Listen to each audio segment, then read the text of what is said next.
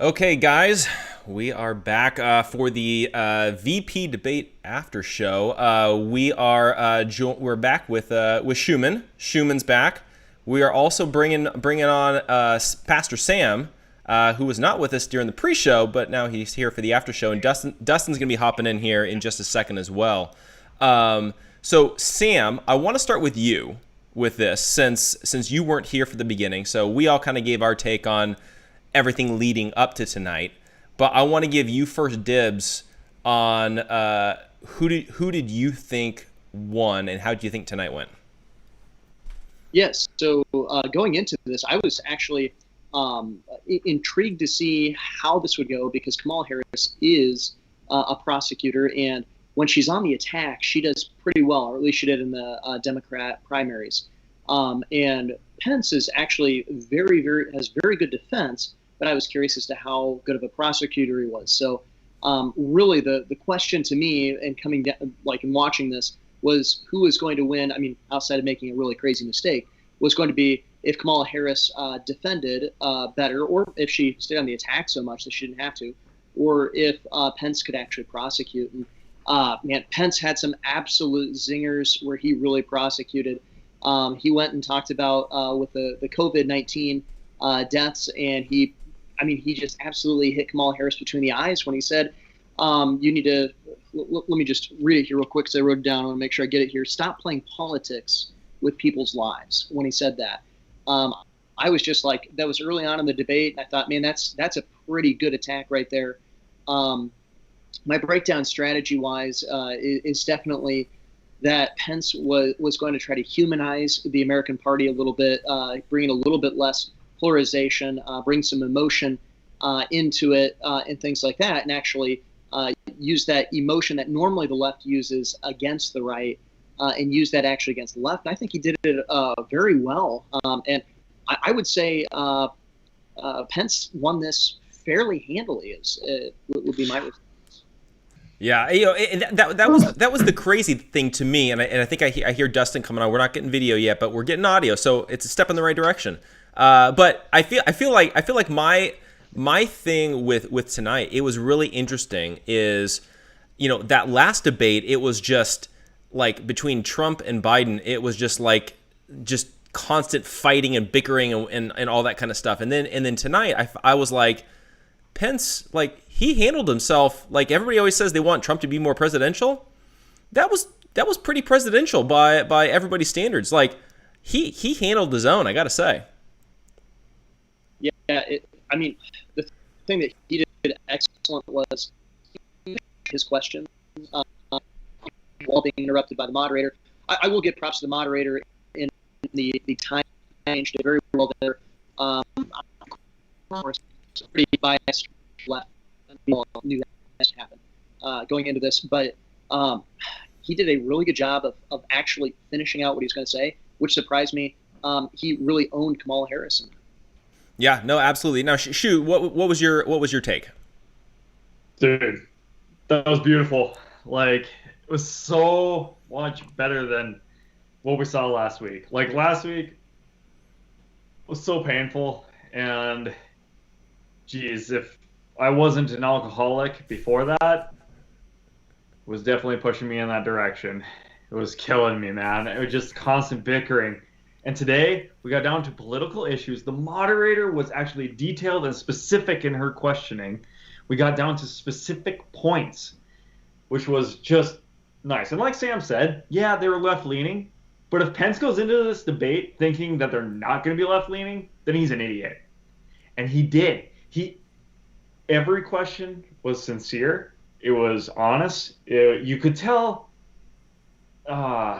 he wasn't smirking. He wasn't being a smart aleck the entire time. And that's what Kamala Harris did. And kind of what I thought she did. She didn't give off her cynical laugh like I thought she would at times, which was a good thing for them. But her giving the wide grin and stuff when Pence was saying that you were, throwing the American people under the bus, that's not a good look for them. And I think that, given the time, she shot herself in the foot. And Pence stayed on point. He stayed on policy. He stayed on facts. But the biggest weapon I think he had is he had two people that he called out from the crowd that he said, so-and-so is here with us tonight, and you guys burned down her barber salon, or her salon. And that was a weapon tonight. Holy cow. And it was very articulated, very well done. He didn't get angry and upset, and he was able to reel himself back in during the giant fiasco. It was a phenomenal performance in his composure. Yeah, no, absolutely. By the way, we've got our first troll over on Periscope. We've got what's up Nazis, which I guess is the typical lefty response to conservatives. So I'm just throwing that out there. By the way, I think. Well, I mean, David Duke did endorse, Joe Biden. So I mean that is completely fair, and also too. Last I checked, we all condemn Nazism. Constantly. I think even in social injustice. Just throwing this out there, in social injustice, we were in our book that we were all a part of. We condemn Nazism. It's a ridiculous accusation, and almost like I wrote a paper against white supremacy. Almost. Shocker. So, but listen, that definitely includes the National Socialist Party. Yeah, I mean, there is that. So I will say the topper over on Periscope. You should probably try better on your insults. Dustin, your response to tonight's debate. I'm going to have to say that it was a lot more polished. I thought that we were going to have some issues because of the separation of them. Because when I was talking about earlier, there were going to be those plexiglass things in between them. Because we got to keep the conditioning going on, of course. But I felt that this was a more it was a more engaging debate tonight. And the reason is because Kamala Harris, of course, seemed to be very well prepared. And the reason being is, if you were to watch my Twitter feed going on all night, she was ready for these questionings because of 2 months of practice. Because everything that she said was the same thing we've heard from everybody all of this time. We all knew that she was going to go into this debate talking about COVID-19. Can we please get off of that and talk about the future? But Pence, let's just talk about Pence for a second. I was very impressed with him. I share the same kind of thoughts as Jeff did earlier about Pence seems to be monotonous. He's monotone. I know that he used to be in radio before he became all of, into politics and everything. But it kind of seems like always I found him robotic, and not anything against him. He's a very intellectual person. But it was hard to listen to him. That monotone voice that he never elevates or goes down low. You never hear any of that from him, which you would expect from a speaker. He killed it tonight. This dude, I thought it was great when the moderator would keep on trying to interrupt him, which don't let anybody tell you all tonight that she was, even killed, because she never did that. Well, she hardly did that to Kamala all night. Pence held his own. He didn't seem erratic like they made Trump look in the last debate. He was still polished, except for a fly landing on his head, which we're going to see memes forever. But I thought it was really good. And toward the end of the debate, I saw more of him pulling punches on her and ignoring the moderator, because he had to get it out there of what he was saying, because the moderator would cut him off when he was going to important parts. In which I noticed a lot of it was when he would go into Christianity more in depth. We know they don't like us, but this person seemed, the moderator seemed more tonight like she wanted to stop anything being said against Christians. Why is that? Because who's going to keep Donald Trump and Pence in office? That would be the Christian anybody proclaiming Christianity across the nation. So I felt, but anyway, I thought it was an overall really good debate. It was really entertaining. I liked seeing Pence hold his own. You always see him this kind of do-gooder, but tonight I felt he was more combative, and we needed that. We needed to see somebody who's always kind of the nice guy actually come out and throw some punches. And his zingers tonight were amazing, and I really appreciate that. Like, we need some people to change kind of the way they act a little bit, because we really are sitting on the precipice of a disaster if Kamala and Biden do become president. Notice I didn't say president and vice president, but I just thought I'd throw it out there. Very good debate, guys. It was great tonight. Yeah. Well, it was interesting that I feel like, and it could have just been a subconscious thing, but the moderator kept saying the Biden-Harris administration, but then when it came to Trump, I don't remember her actually saying the Trump-Pence administration. So that was an interesting thing. Again, it could just be a subconscious thing because everybody's just lumping them together because they know Biden's basically going to be the Queen of England, just there for show and to wave and to show up to the parades, and that's about it. So, but I thought when it came to Mike Pence, I thought he did a very good job. I feel like the good parts of Donald Trump have been rubbing off on Mike. And because I feel like, and I said this in the pre-show, I feel like the thing with Mike Pence in the 2016 campaign, he was so dry, he was so monotone, so robotic, and he never really wanted to go at anybody. And that was, to a certain degree in the political realm, a little bit to his detriment, although it was a good kind of contrast with President Trump.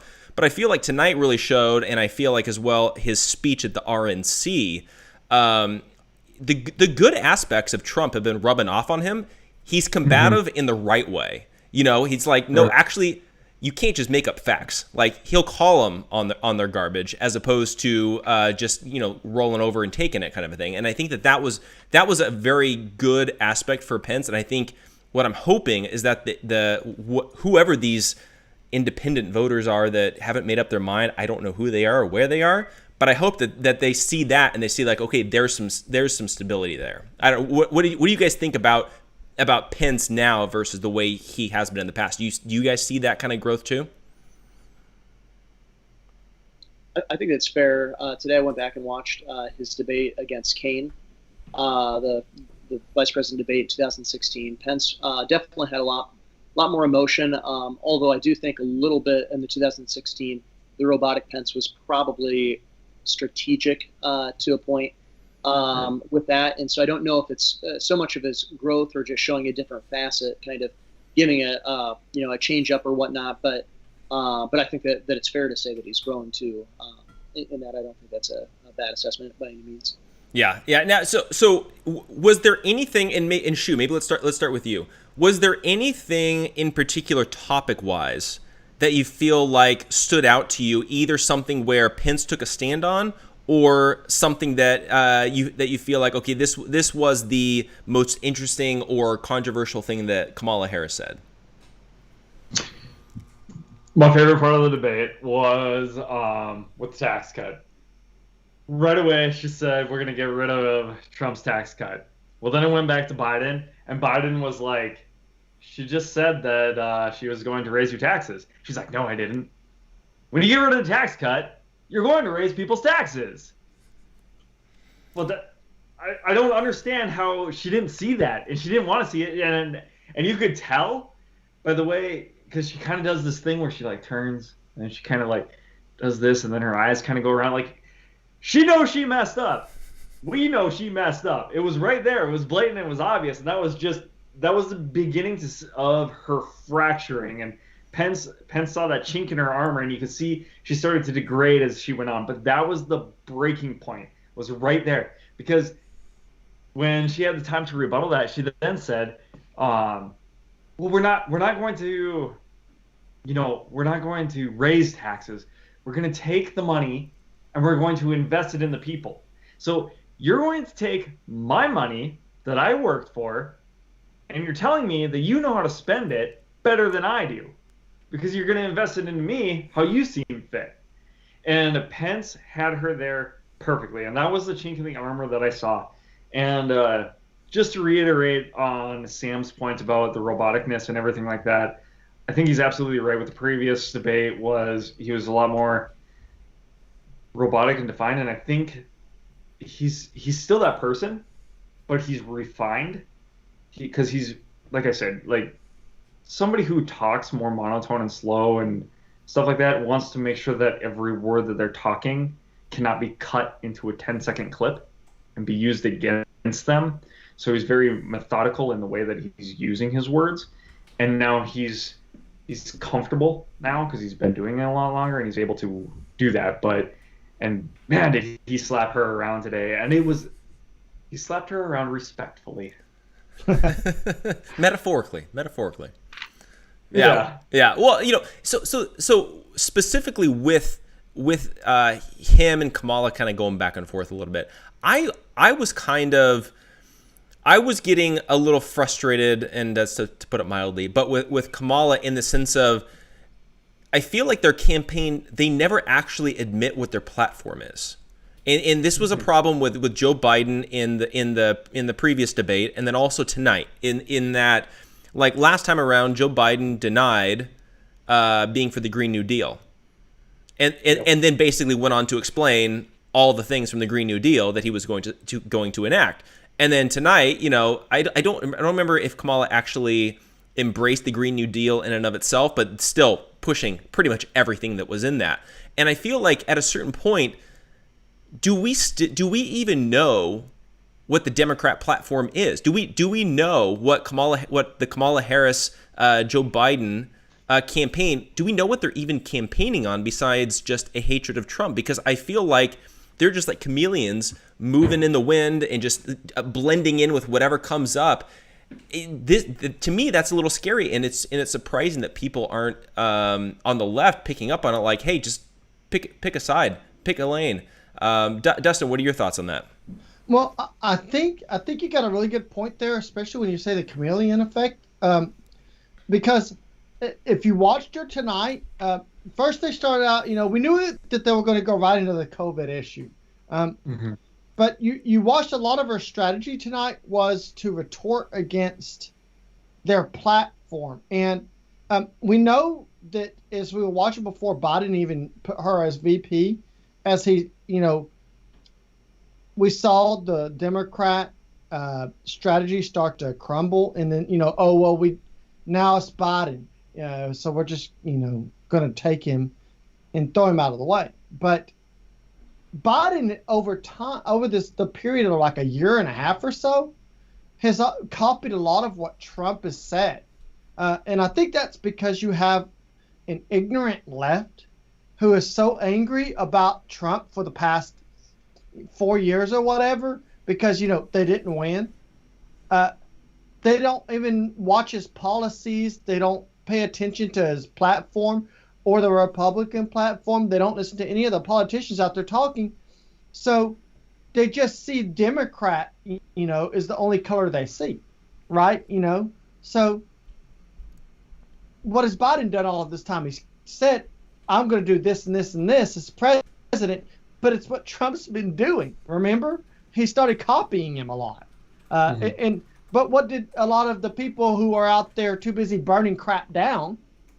They start agreeing with that. You could get Shu to go out there right now to California on the beach, right, and with a mic and start asking them questions and using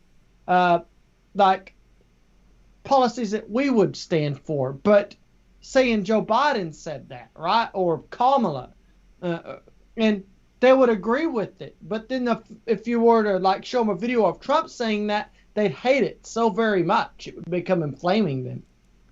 I saw a lot of that in Kamala tonight, especially as it started to move on into the debate, because I felt that she was running out of steam, especially like Schumann said earlier. Excuse me.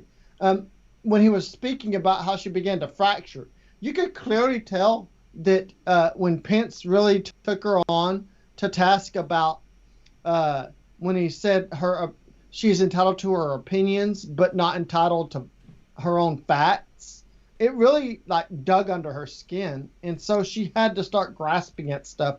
And I felt like she was trying to copy it all night, because she would like, wait, oh, well, let's wait till he says something. Because she started to interrupt him more as it progressed. And, the moderator wasn't stopping her from that as she was Pence. And I watched her start to try to grasp on things of what Pence was saying and try to put it into their own, leftist speak. And I saw a lot of that tonight, especially when she would ask her about things of race, of the things going on in the streets, especially as it progressed to the end of the debate. You're exactly right on that, Jeff. It was an extreme chameleon effect. And I think we've seen it in practice tonight with Kamala as the debate progressed. Yeah. Now, one thing I do want to say, I find it interesting, Dustin, that you volunteer Shu to go to the beach in California when I'm the California guy out here. Well, look at him. He's got the hair, man. Yeah. Well, looking out for well-being as it's about to get real cold. Yeah, that is true. I found the whole thing with Kamala Harris, I felt like she was very condescending both to Pence and the moderator. And I thought that was really interesting. It'll be interesting to see what the response is going to be to that. Because she said a couple times, I'm not going to be lectured by you. And then she had several comments to the moderator that I felt was very condescending. And so it'll be interesting to see the response. But I think we've all seen this before. This isn't anything new. So I thought that was an interesting little tidbit that I kind of picked up on. Sam, what was something that to you stood out about tonight, topic wise? Yeah, so I think the biggest topic of the night, and absolutely the thing that everyone should be talking about, unfortunately, I think it coincided right around when the bug flew on Pence's hair. But it was the packing of the Supreme Court, and Pence did exactly what he should have done. This was excellent. He pressed and he pressed and he pressed and he pressed on this. I think he pressed 3 times, and plus he stated what is obvious here. Biden and Harris, they want to go and pack the court. I mean, if it takes 30 Supreme Court justices to get what they want, they're going to do 30 Supreme Court justices. If it takes 50, they'll do 50. I mean, they don't care. And I mean, her defense was basically identity politics. You guys haven't chosen the judges that I like, which is absolutely ridiculous, because they haven't added new judges in that sense of packing a court. They've simply filled the vacancies. And actually, as President Trump pointed out, that the Obama administration had left. They left a record number of judicial vacancies, and so they filled those vacancies. I just look at that. I think that really needs to be the story of the night. That's probably the biggest thing. The Biden-Harris campaign, they want to pack the Supreme Court, and this is a really big issue. And unfortunately, I would say that the Republican Party and the right, unfortunately, we've started to believe in judicial supremacy also, which is really annoying. But that's why this is such a big deal. I really wish we would have, Pence go up and say, it really doesn't matter because judges don't make law. I mean, that would be wonderful if somebody could say that. We've got this thing called the Constitution. It'd be wonderful if our elected officers could read it. But undoubtedly, as long as we're living in this worldview of judicial supremacy, that is by far the biggest issue that was talked about. And of course, tied to that is life. I was pretty disappointed in Pence's answer on life. He gave a pretty lackluster answer there, but on the other side, I'm sure that the left would also say that Harris gave a pretty lackluster answer towards infanticide, the extreme left. And to kind of go back on the question that you're getting at, Jeff, with the chameleon effect and things like that, what are they campaigning on? This is the perfect campaign to show that Joe Biden and Kamala Harris, they're campaigning on the Marxist utopia. Anything you want to believe, unicorns, rainbows, whatever it is, as long as it's not Orange Man. That's what they're running on. Yeah, well, so it was like the worst timing. But I had to step into the other room when the pro-life question came up, and I'm like, crap. But specifically, what was it about Pence's response that you felt like was lackluster? Yeah, so when it first came up, the question came up, he actually chose to go back to talk about Soleimani, I believe is who it was, in that attack, going back instead of actually dealing with the pro-life thing. And then when he came back to the next question, he gave a pretty shallow answer on just simply saying, I'm pro-life, when they actually asked him, would he want Indiana to abolish abortion, essentially. And so he had an opportunity to actually draw a line as to what he means by pro-life, because, pro-life could mean up to 20 weeks in some people's mind. And that's, it'd be nice to actually have a clarifying answer. But in the actual, if we're keeping in the context of the debate, he probably did what was right for the debate, even if he didn't do what was right righteously. He did for the winning points, I would say, going back to get an extra shot in on the safety of America is probably going to be a more popular answer than answering a conviction of where life begins. Yeah. Now, was there anything? And maybe Sam, we'll come back to you, and we'll go the other way around. Was there anything that you guys didn't like about Pence tonight, or something that he said? Going to me first. Yeah. We'll go with you, and we'll go the other way around. Yeah. Actually, right away when Pence said, and this was a nice tagline to go after Joe Biden, but he said that their policy on the coronavirus response is a counterfeit or plagiarism. He said it's plagiarism. I sure hope not. I mean, Kamala Harris had just got done talking about contact tracing and stuff like that. I mean, come on, Pence, are you going to be a statist? I mean, we got to call balls and strikes here. That was a terrible answer. He also came out was pro Fauci, pretty good, but he did kind of come back and try to make it a liberty and trust issue versus a safety and statism issue when it came to coronavirus. So I do think he kind of hedged his bet on that one and wrapped it up well. But his initial things, if we really think about the content of what he said, was actually pretty stupid, but it was good rhetoric.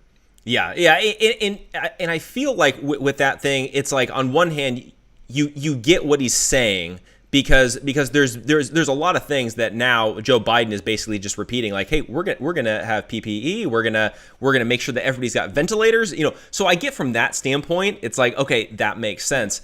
But then at the same point, I feel like Pence should have made the clearer argument of the difference with us is that we're taking a states' rights approach to this, and we're deferring to the states like the Constitution says. And I feel like if he would have said that, conservatives would have given him a standing ovation and that's our guy. I feel like if he pulled that off, he could have been the Republican nominee in 2024. Yeah, undoubtedly. I agree with that 100%. Yeah. Okay. So Dustin, anything that you didn't like about Pence or something that he said tonight? Well, again, I'm going to be falling right into line with what Sam says here. I was really angry about the whole vaccine thing. I felt more of when he came to debate against her on that, I felt more like he was in line with their thinking, right? I felt like when he was, because they brag about the vaccines again. I think that this is foolhardy because we start to look into the facts of how long it really takes to understand and try out vaccines. Again, we're pushing this on to people about how it's a good idea. So we're still stuck in this COVID trench that the only way out is through Big Pharma. And I felt he was very pro Big Pharma. And again, Big Pharma is anti-life in my opinion. I really believe that Big Pharma is a supporter of killing babies. I believe that they contribute to the problems that we see today.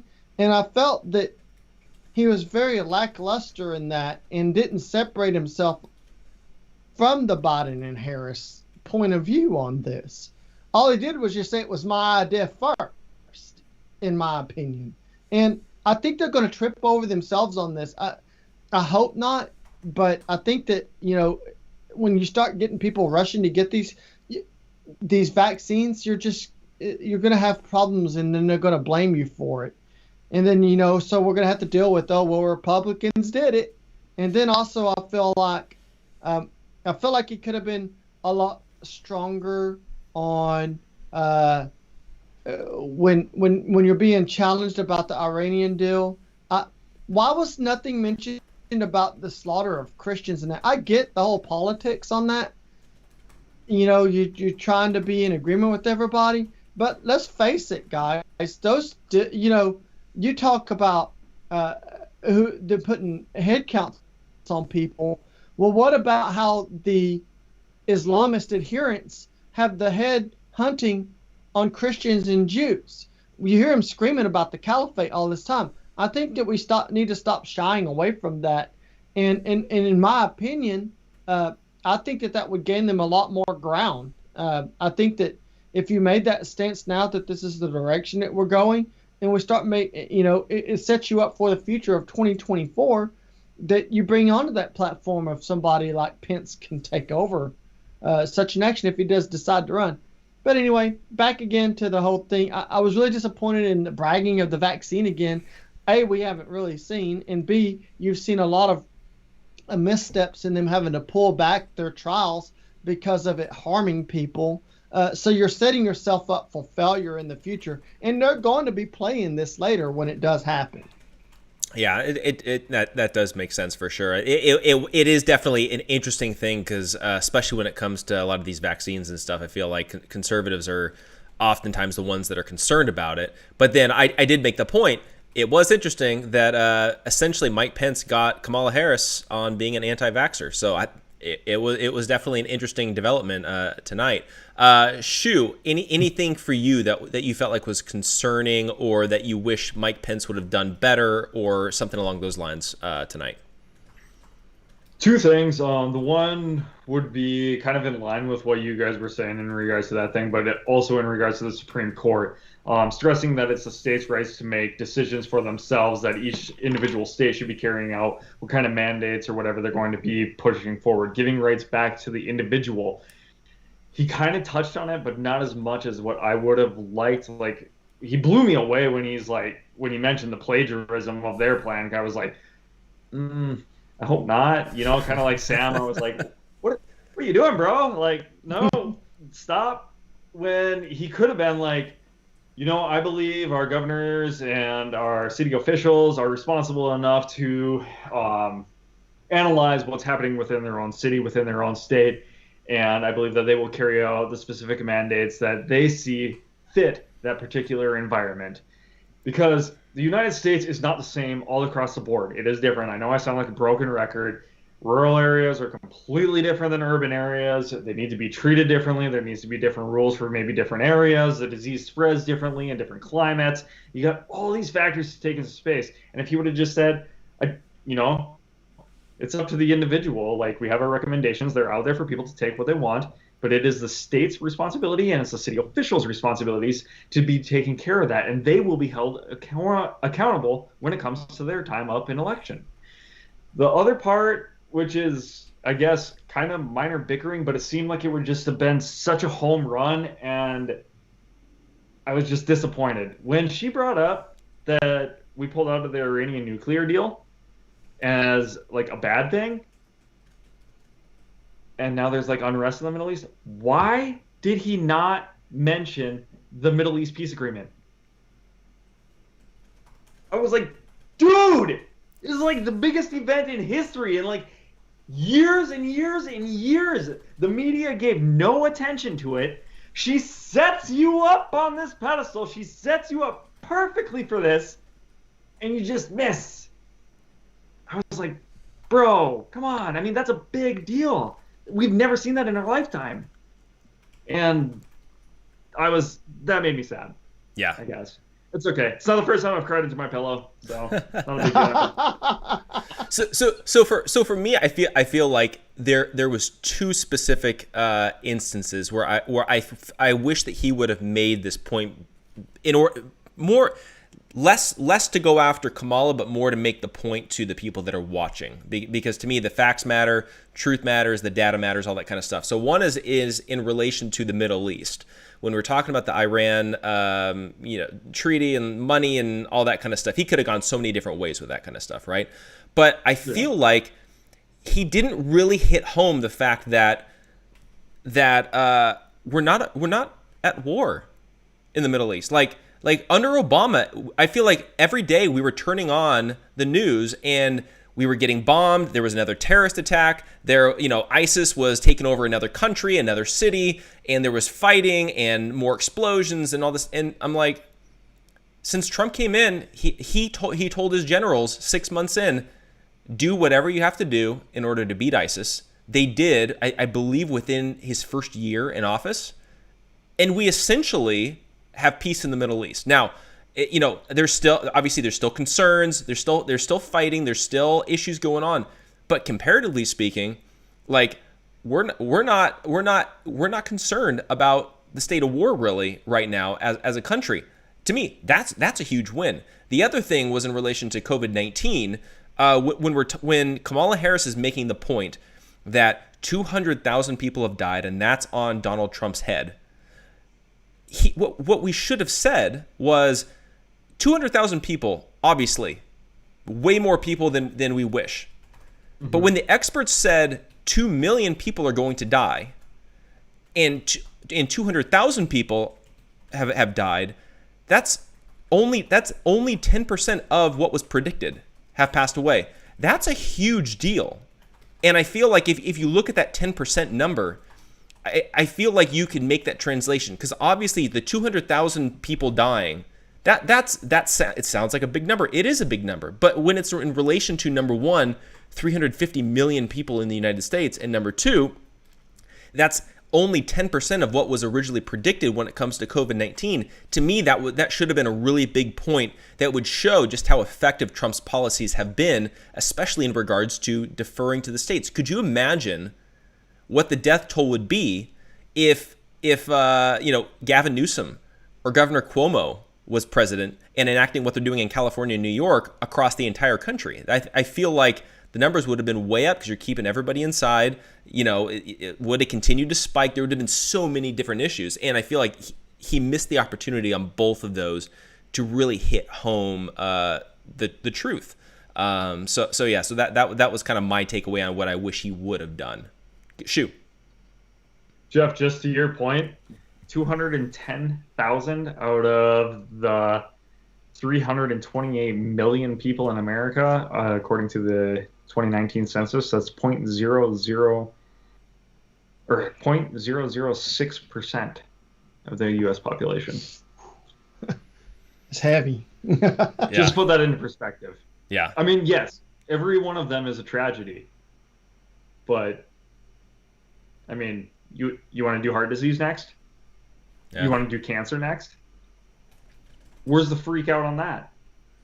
2020 is on pace to have less deaths as a whole than what 2019 or 2018 had.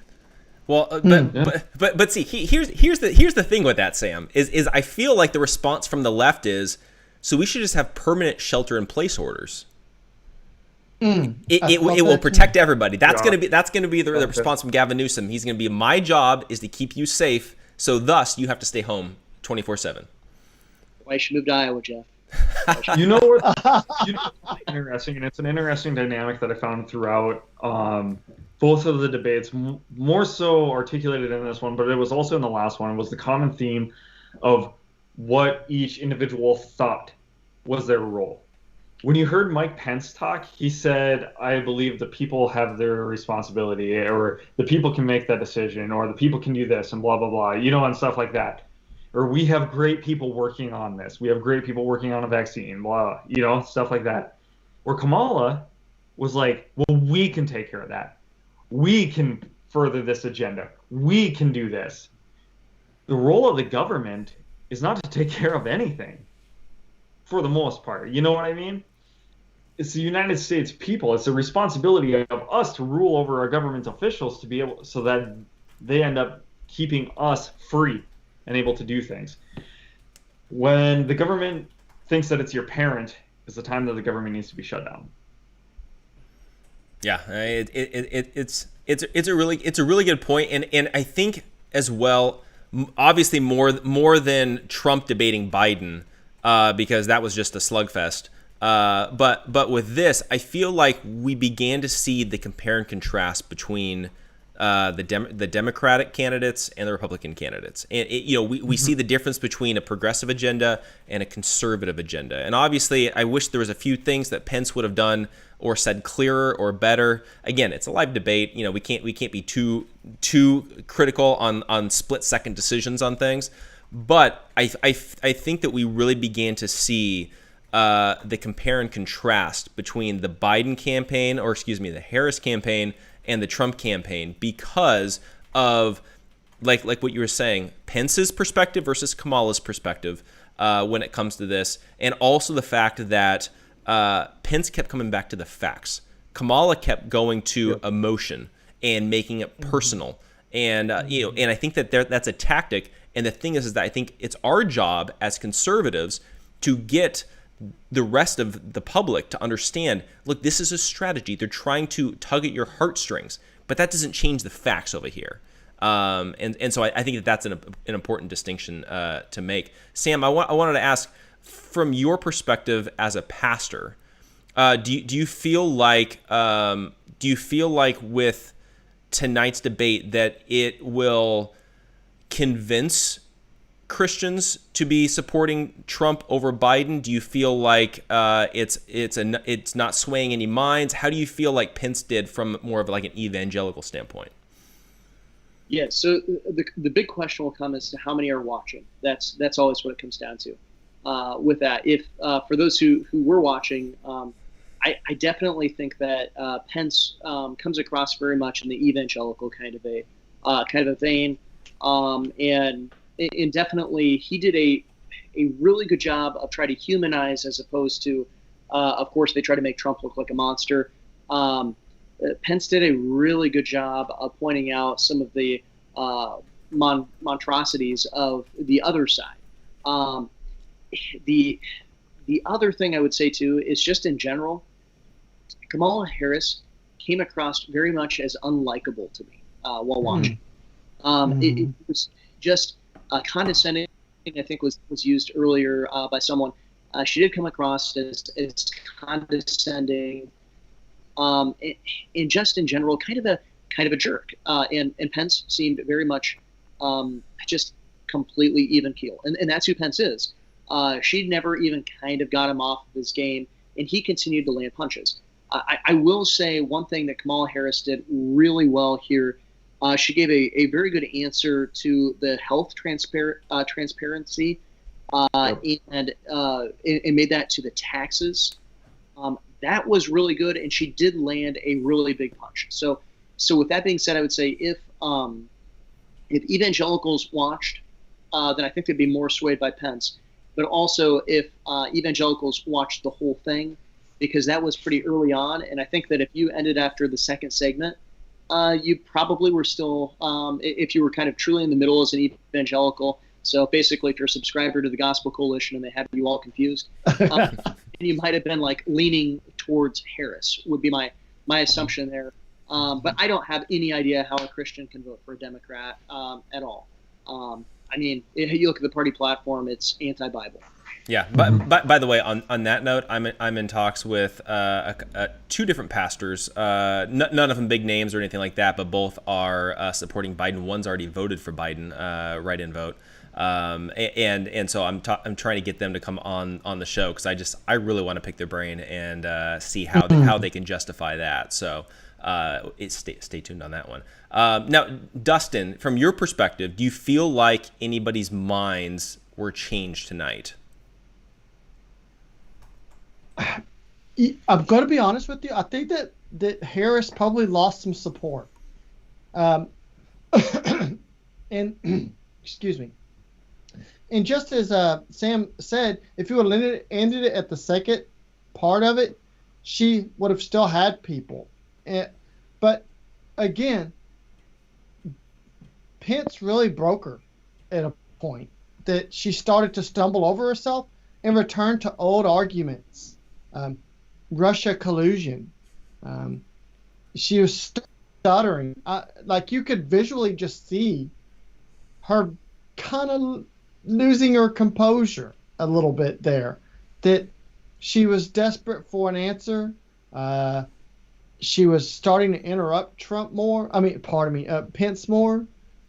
And I think that she probably lost some voters here. I think that she was unconvincing and sounded less genuine when she, of course, went to the talks of, hey, we're going to pay for your college. It's the same old stuff all the time. It's stale. And at this point, you'd have to be of somebody of a scarred mind to continue to buy into that. And I think that there are actually some people, even though they're doing things that's wrong and support some of this, that they're actually kind of listening. And I feel like Pence came out more of somebody of a stronger courage and conviction in this. And I believe it might have taken some of the votes away from her. Already people were leaning on the fence. They wanted to stay in allegiance to their Democrats, but they don't like Kamala.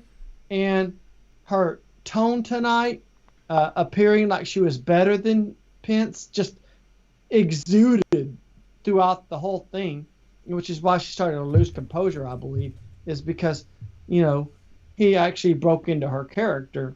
So I believe that she probably lost votes tonight. And I think that, you're going to still see the media because she's she's very articulate. Even when she's breaking down, she recovers quickly and can say things to make herself look good. But I think that if anybody who's genuinely listening jump ship at this point tonight, and they're either going to vote Trump or they're not going to show up. Yeah. Okay, so I want to shift to onto the president side, because tonight was about the VPs and things like that. But what do you guys think? Where do you guys feel like we're at when it comes to when it comes to the presidential election? I know the polls are saying that Trump is behind. I believe we were talking about before. Is it double digits? I don't follow polls, so I'm trusting you guys on this one. Mm-hmm. But like, are you guys nervous, confident? Like, do you guys think we're going to have another Trump? Do you guys think we're going to have President Harris? What do you guys think will happen? And anybody can jump in on this one. I think that it's definitely different from what we've seen in 2016. I think that this year's actually made people more afraid of expressing themselves about Trump. I think that the people who are expressing themselves and supporting him are actually a lot of us that, we already did it in some way to make a sound about him. But I think that people are actually kind of more silent because of the things that's going on. You got people getting beat in the streets. The whole game's changed this year about that. And it's really been an all-out assault on people. So you're going to see a lot of people hold back on that. It kind of worries me that if anybody's going to show up at the polls because of that, are they going to mail in? Because we've seen a sweeping amount of conservatives comply with these mandates when they shouldn't have. And even after many of them have been lifted, they still comply. They still carry on in that movement, that belief system that there's an existential threat here. And I think Trump's going to win. What worries me more is voter fraud. We talked about that in 2016, but I think it's more realistic than ever now. Yeah. I feel like, and Sam, I want to ask this about you, because I've been seeing a lot of people popping up on social media that are evangelical, and I've been surprised at how many evangelicals are saying they're going to vote for Biden. Honestly, like to me, the number is shocking. I think I saw a poll today that a third of people who say that they're evangelical are going to vote for Biden. But then I'm also seeing still a good number of people that can't bring themselves to vote for Trump.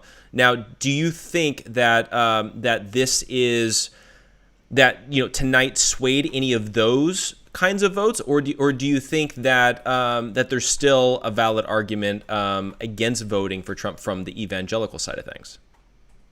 Yeah, so I think that it kind of depends on the two different camps. I would say that really within the Never Trump camps, you have two sides. You have one I would claim as like the Romney side, and the other one that was probably more led by like the Ben Shapiro kind of a side of things. I know we're talking about evangelicalism, but still those are probably more, and neither one of those are evangelicals. But with that, I think is probably those who would show that type of a thing from 2016. The Romney side, what they care about in their more deep state elitist kind of a thing, grand old party people, they want things to be more like normal, and as to what it was before. The actual voters, so we're not talking about what Kamala Harris said with the cabinet members from the Bush administration. We're talking about actual people who are going to be out voting but aren't necessarily into positions, and so they're not getting money and things like that, so they don't have the exterior motives. They would probably be more swayed. But the big thing will be is that they could be unswayed just as easy when at the next debate because of President Trump. And his attitude. They're more looking for the softer, quiet, hey, we're conservative, but we really just, we want to be civil and everything like that. The other side, which is more of the idealist or the ideologist, I don't know that they got swayed because I'm going, well, they didn't really talk about the ideology that mattered in that to the social conservatives of the evangelicals. And so I think that's kind of would be an interesting thing. I don't know that we'll actually get to see those issues get talked about in the debates. The only thing I could really see is if this Supreme Court issue continues to bring up abortion, and all of a sudden there's a true line drawn in the sand, because I think that's probably going to be the big question. I will say from the circles that I've seen, there's been a huge push in the abolitionist movement behind Donald Trump, which is kind of interesting. I would assume that the abolitionists last time would not have voted at all for Trump, and I've seen kind of a split in the abolitionist circles over that issue, which is just an intriguing thing to see. Yeah, and I know Sam, you and I have talked about some of the concerns with the Trump administration dealing with like him with his pro-life stance and and things like that. And I know that talking to a lot of other evangelicals who may have concerns with him, I know that they oftentimes cite that as well. Do you feel, because I know everybody who says Trump is the most pro-life president that we've ever had, they'll go through all those kinds of things. But do you feel like the Trump administration has done enough to earn being a truly pro-life presidency? Well, I think he has the most pro-life rhetoric, but I don't know that we could say that he's had the most pro-life administration, and I think that's an important distinction. As Pence said, we all have our opinions, but we're not entitled to our facts.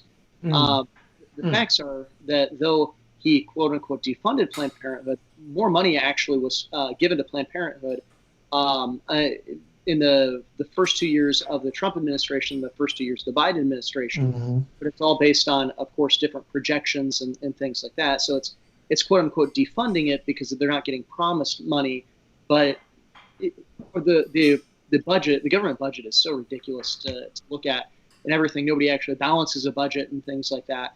And so it's tough to say that. I mean, I think that if we went and put a blind view, took the name off of Donald Trump, and we I don't want to say twisted the facts, but if we went and we cherry picked which statistics we want to go put up, you could make an argument that he's the most liberal president we've ever had, because he has the highest stimulus package, the most money ever given to Planned Parenthood, and he's the first pro-gay president or first-term pro-gay president.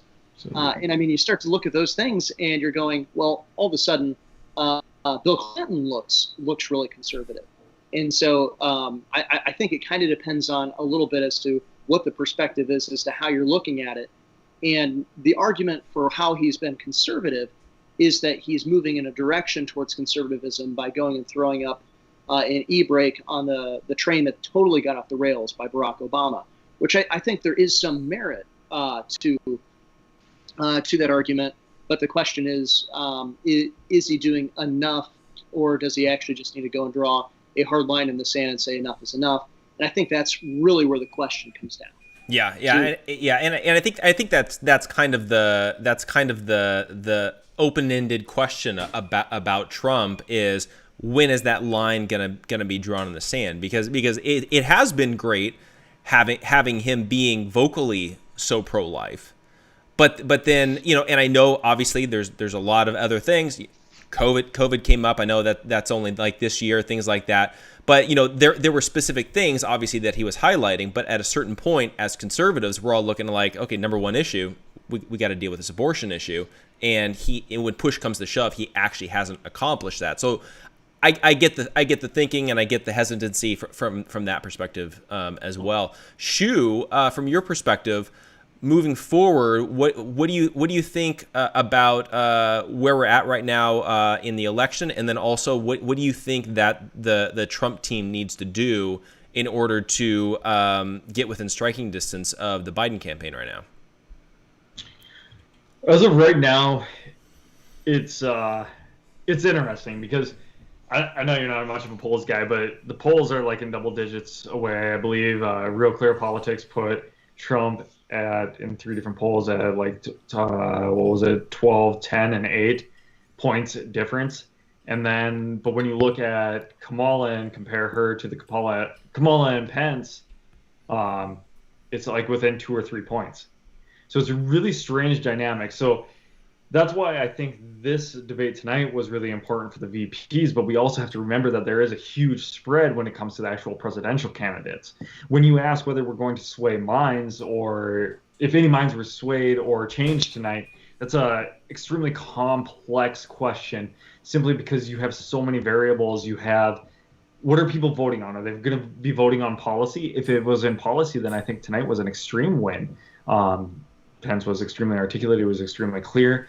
Now, moving forward, considering we're not voting for Pence and Kamala to be president, we are voting for Biden and Trump to be president. We need to convey that over into Trump. Trump needs to become more articulate, more reserved in his answers, being able to allow the other person to speak so that they can run themselves into the ground, hopefully, or even fully listen to what they say. Much of what Pence said tonight was throwing Kamala's own words back in her face. Trump needs to give Biden the opportunity to do that same thing. And he's not going to do it by continually interrupting. And he needs to use policy, and he needs to use facts, and he needs to stop with the name calling. The other factor that goes into this would be, I guess, composure, or the emotional status of these 2 different candidates. And this is where I find tonight was really awesome, because Kamala does come across as just evil and conniving. Like, you can tell when she's lying, you can tell she's dishonest, you can tell when she's really trying to twist somebody's words. I mean, they're still bringing up the article where Trump called the U.S. troops, you know, like, I can't even remember exactly off the top of my head what it was, but because it was debunked. It was not a story. Close people of the administration were not even part of that, or said that nothing like that was ever said. But people noticed that, and that's what killed Kamala in the primaries, and it'll kill her again. The thing is when you go back to Trump is crazy. He's extremely unlikable as well. Not a lot of people like how crazy and bombastic he is. He needs to tone it down. So are the people going to vote off of emotion? Are they going to vote off of empathy? Or are they going to vote off of policy? What I'm going to tell you is, we're not here to elect a president that feels bad for you. If you want somebody who feels bad for you, go see a therapist. Because if you're looking for a president, you got more emotional problems than what your therapist can probably even help you with. Got to get that through. We're electing a president, not a therapist. Second is we're not electing a pastor. We don't look to our president to be our moral figure. He's not meant to decide what is right, what is wrong, what is good, what is evil. He's meant to enact policy. We are to tell him which policies to put into place. That's why we elect a person to be in that position. We, I can never remember his name, and my friend's going to beat me up for it, but he always said the American people think they know what they want, and the American people deserve to get it good and hard. That lives very true. That's why we got Trump. You want changes in policy? It's time to elect different people. And that leaves you with electing on policy. This is what the president's term is to do. The president was never meant to be a televised king or somebody to look up to for moral authority or anything like that. They're a servant. President works for us, and we forgot that. And that is who you are electing. You're electing somebody to work for you. Who do you want to fill that position in the job? If you were a CEO of a business company and you were looking for somebody to be like your outside sales management team or anything like that, are you going to hire the janitor, or are you going to hire the guy who's gone out there, who has a bunch of customers already in his field, who has been experienced, who knows how to reach different customers, who knows how to bring in a whole new customer base and everything like that and come into the field? Or are you going to hire somebody who doesn't know what in the world they're doing? That is what you're doing. You're not electing somebody to make you feel better. You're looking to elect somebody who actually gets the job done. It's time to wake up. And the things that can be done better by Trump is he needs to shut his mouth, and he needs to recite policy, and he needs to recite actual facts and statistics. Yeah, insults are getting old. Yeah, but I will say this, and I maybe I'm the odd man out on this one.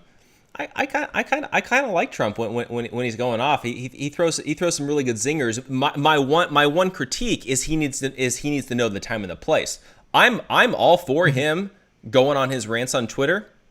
I have no problem with that from my perspective. I feel like I'm with you when it comes to the debate, because I think his overly aggressive style worked in 2016 because it was a complete stark difference from all the conservatives that are just 47 points to fix illegal immigration, and he just comes in as like, I'm going to build a wall, and that's it.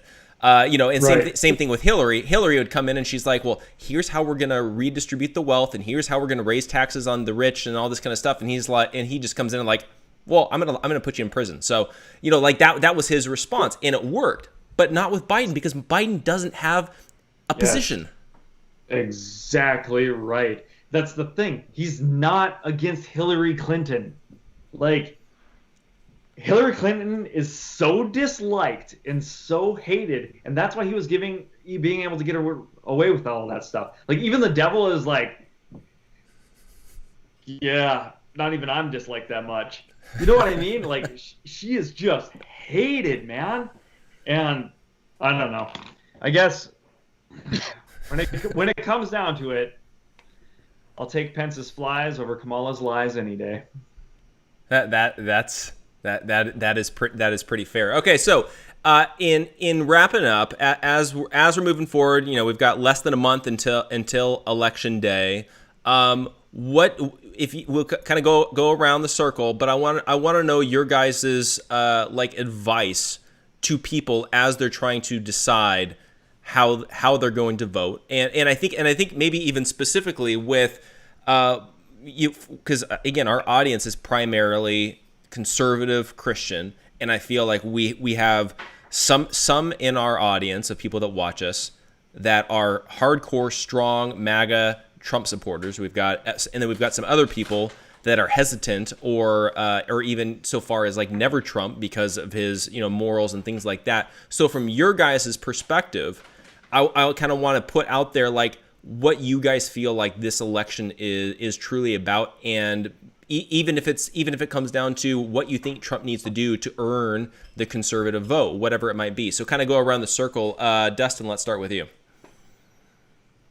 Okay, so I think that it's really important that he stick to his leadership of holding your head high through all of the things that's coming at him. The best thing, in my opinion, is to really start laying the hammer down on the unlawfulness across the country, and here's why. You asked me several months ago in a program what you thought this next election was going to be based upon, and I said leadership through turmoil. And why? Because you have people on the left and on the right that agree they don't like their cities ransacked. They don't like all of the vandalism happening. They don't like their businesses destroyed.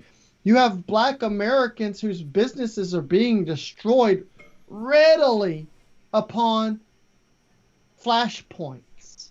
And what are the flashpoints? The flashpoints are whatever is said is being done wrong to a Black person, whether they agree with them or not. You have to stick with them because they're Black.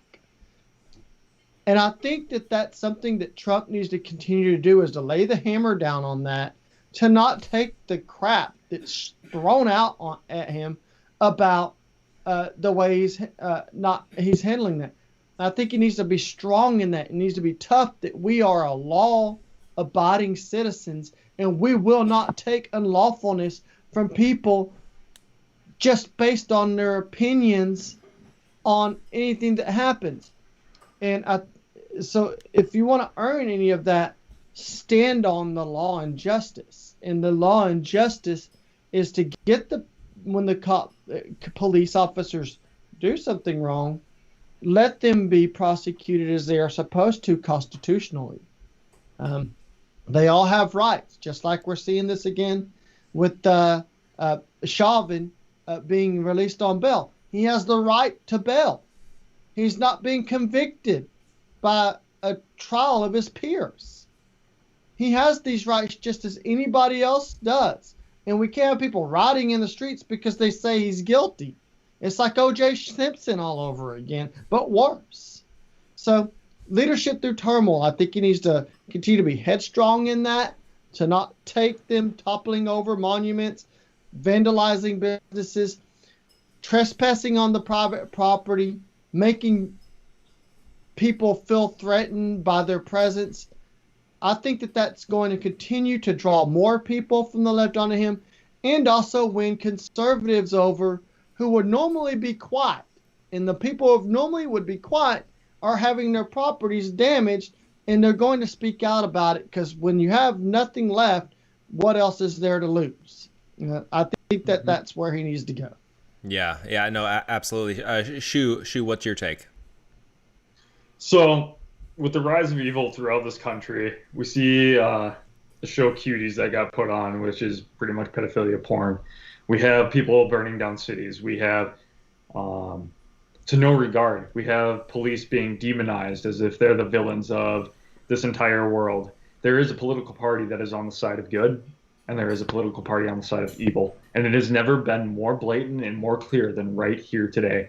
We have rapists and child molesters being lifted up as political or as heroes in today's society. And I'm talking about people like George Floyd, who went in for an armed robbery. We have the guy who tried to shoot Kyle Rittenhouse and was shot in the arm, the guy who chased after him, who was a convicted pedophile. We have people like this being lifted up. Or what about, the whole thing that started in, man, it's been a while now, but started the whole thing with Kyle Rittenhouse, who raped a woman, and now he's being lifted up. Imagine being that gal who was raped, seeing your rapist being set up on this pedophile, or set it up on this pedestal. And we live in a dangerous time, and it has never been more clear. And we know this because 2 Timothy, but know this, that in the last days, difficult times will come, for people will be lovers of themselves, lovers of money, boasters, arrogant, slanderers, disobedient to parents, ungrateful and unholy, hard-hearted, irreconcilable, slanderous, without self-control, savage, with no interest for what is good, traitors, reckless, conceited, loving pleasure rather than loving God, maintaining a form of godliness, but denying its power. Avoid these people. For from these are those who slip into houses and captivate foolish women, loaded down with sins, led by various kinds of desires, always learning and never able to come to a knowledge of the truth. That is what we are up against. And if the Biden-Harris campaign gets in, they will push that further. They will promulgate an evil agenda, and they will call evil good. And they will continue to claim that they are learning, but they will never know the truth. Yeah, no, I 100% agree. Sam, your turn. Gee, thanks. I actually followed that. Dude, you're the preacher. Yeah, well, your shoe is pulling out a passage of scripture, and the only thing I had was a Steve Deace tweet. So you'd asked about the polls earlier, and I do kind of want to throw this out because I think this fits in with the question that you're saying. It says, Steve Deace said this: if you looked at a poll, if you never looked at a poll and looked only at everything else, voter registration numbers, NBA ratings tanking over left wokeness, unemployment ratings falling, etc., you would think that Trump is coasting to re-election. The only thing that says different are the polls. And of course, we know from 2016, the polls can be kind of suspect to being biased. Mm-hmm. And so one thing I would say about President Trump is that for him, first of all, the advice for him in this polarization that this world is getting into, don't run to the mushy middle. That's why John McCain lost. That's why Mitt Romney lost, is because they sprinted towards the mushy middle. He needs to run, and I'm not saying polarize in a sense of necessarily in the ways that he's been polarizing before, but he needs to stand with conviction. He does have a tendency, as much as we probably wouldn't like to admit it, he does have a tendency to flip-flop. A lot of times he flip-flops in the right way, at least in his rhetoric. But it would be really good to come out and stand firm on principles. I think when voting, it comes to, if you want to know who to vote for, I mean, I'll be honest. I don't know how anybody who could call themselves a Christian who could vote for the Biden-Harris campaign. I'm very intrigued by the pastors that you're talking to. If they want to debate another pastor, I mean, I'm all day. I would love to debate why you cannot vote for Democrat. Yeah, I may take you up on that and see if I can set that up. I want to see it happen. Make it happen, Jeff. Yeah, two on at once. Okay, I would gladly do that because I mean the Democrat platform is pretty damning. But the other thing here, I understand if people want to go and say you can't vote for Donald Trump. Well, there are other people on the ballot. You could vote for Kanye if you want to. Hey, he's actually in California. He's listed. He's on a ticket as VP. So we just got our ballots today, and he's listed as VP on a ticket. Interesting. I looked him up on the Iowa one, and he's on there for president. But anyway, you can go and write in. The thing I would say is that you need to go and vote. I think it's a sacred duty, and I think that. We should vote. We should vote principle. That's really what our nation was founded upon was voting principles in a representative republic. If you don't vote for who's going to represent you and who represents your values, then you become a democracy. And if we become a democracy and a mobocracy, then we might as well just burn our Constitution tomorrow and get the shot over with because. I'd rather have that than the slow, painful death of our nation that's coming. And so, the thing that we really need in this nation is repentance. And that's the only thing that's going to save our nation. Righteousness exalts a nation, but sin is a reproach to any people. Yeah, 100%. Yeah, I'm gonna kind of steal the principle from the last chapter in the book Church and State that we've got coming out, and I wasn't even planning on this being like promotional or anything like that, but J.D. Rucker wrote a very good chapter that's going to close out the book about how we're in a battle for the soul of America right now, and I really think that that's true, especially when you look at the platform of the Democrats. They're for everything that God's word teaches. They're opposed to that. They're for abortion. They're for gay marriage. They are for redistribution of wealth. They're actually promoting racism and division and segregation. I mean, the list goes on and on and on about how immoral the platform is for the Democrat Party. And then so then I would make the argument, it would be a sin, and Pastor Sam, you can correct me if I'm wrong, it would be a sin to vote for Joe Biden with the stated platform that they have right now, and that needs to bring about repentance. Now, if you're voting third party, I wouldn't say that's a sin. From my perspective, I don't think it's the smartest strategic move, but that's not a moral issue. That's just a strategy, issue kind of a thing, right? But if you're right now planning on voting for Joe Biden, or you already did write in, you might need to repent and get on your knees and honestly ask God for repentance. And that's not even me joking. That's me being dead serious. And I think that this is where we're at right now. And I just put out a podcast yesterday over on Freedom First Network about how the left is pure evil. And we saw that when President Trump got COVID-19, and we had thousands upon thousands upon thousands of people wishing for the death of Donald Trump. And so I put out a tweet, and I was like, hey guys, just post screenshots. I got like 2,000 responses, like 5,000 retweets, 15,000 likes. And that's just from people like just fed up with this. And I think that people are beginning to see the immorality of the left and how anti-God and anti-Bible and anti-Christian our society is getting. And I think that we as Christians, this needs to be our wake-up call. Obviously, right now, the next 30 days or however many days it is until election time, obviously it's election cycle, it's debating policy and all that kind of stuff. But we can't forget our main mission. And I think that the reason why our country is as messed up as it is right now is because the church has failed to faithfully proclaim the gospel. Everybody's so focused on building a mega church. Everybody's so focused on selling a book. Everybody's so focused on packing out a conference and stealing church members from another church so you can build a church and you start a church plant and get famous and all this kind of garbage. But when push comes to shove, our country is failing because there's a lack of the gospel. There's a lack of salvation. Nobody's getting saved because nobody's actually preaching the gospel. And I think that, so moving forward, if we want to see things turn around, it's not going to be just political.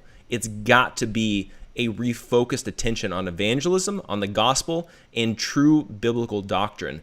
And I think that's where I think we're all on the same page when it comes to that, and that's why I'm thankful for all of you guys too, because there is a kind of a dual mission here. Obviously, we're supposed to be light shining in darkness when it comes to politics and business and all this kind of stuff, but we also got to be a light simply with proclaiming the gospel. And I think that that's something that we have to remember even when things get so crazy into politics. So that's kind of what I wanted to leave everybody with.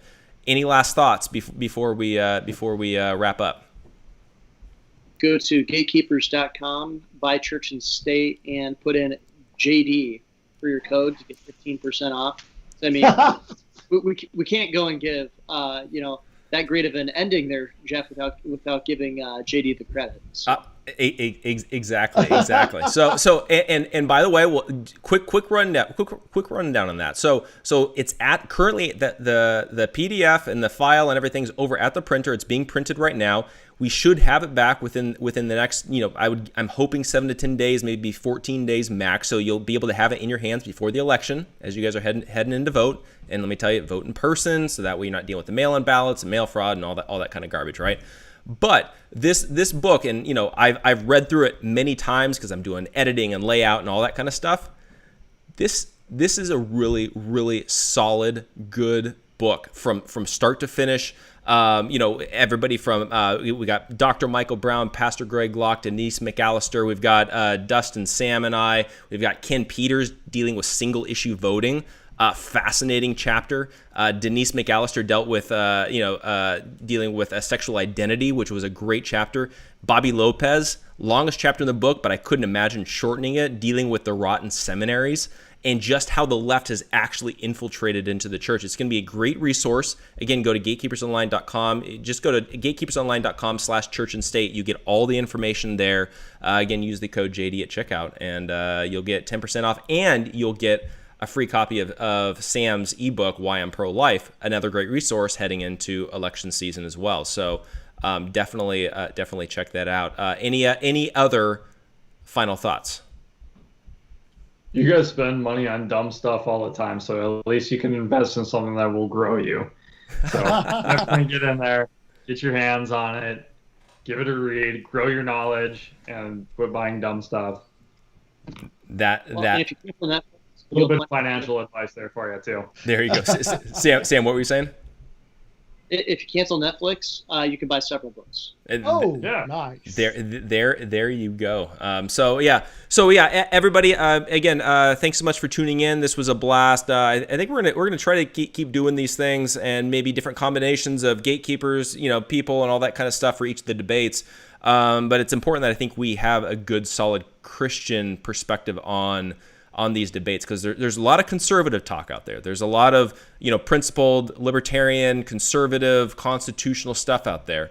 But I think we need more Christians having a voice in these political discussions, because we do have that spiritual aspect that I think a lot of these debates are missing, and a lot of conservatism is missing right now. And so it's important that we do have these conversations. So everybody, thanks so much for tuning in, and we'll definitely try to do this again for the next presidential debate as well. And we'll catch you guys next